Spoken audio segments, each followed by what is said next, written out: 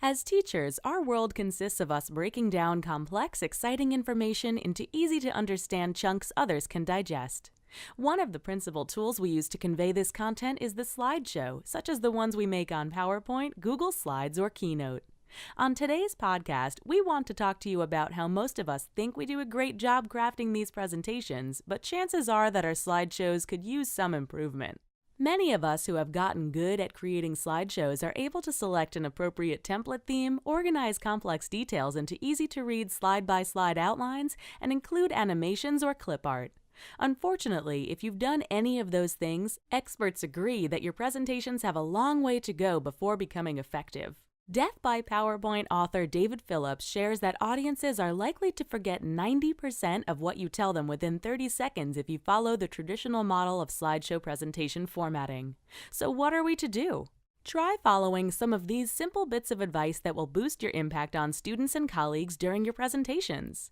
First, simplify the text on your slides. Slides were not meant for you to read notes off of. Slides are visual supplements to your spoken words. You should be speaking directly and personably to your audience, and your slides should highlight the main ideas or numbers that you are talking about. This means that you are better off trying to put 10 or fewer words onto each slide. If you have additional information you want your audience to know about, you can always put those into supplemental notes you hand out, or use the Notes feature in most slideshow applications for you to reference as you speak. Second, remember that a slideshow is a visual medium. Pictures on slides should be more than just decorations. Make sure that in addition to your spoken words and minimalist text, you are communicating through worthwhile pictures, graphics, and charts on your presentation. Third, don't print out the traditional notes handouts. These notes pages feature each slide on the left and several blank lines to the right. You've seen them.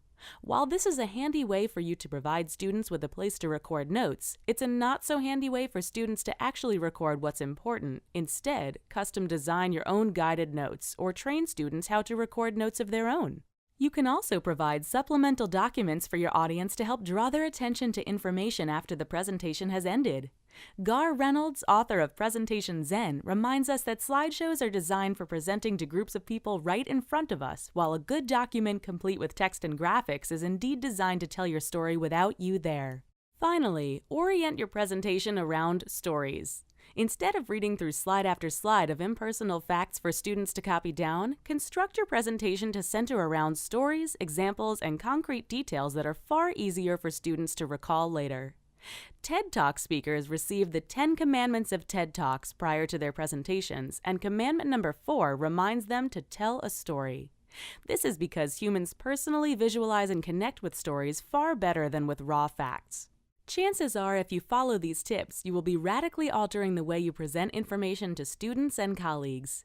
Following these simple recommendations mean that you will make a bigger impact on your audience. One important step for all of us is to pass this advice on to our students and demand the same standard of presentation from them as well.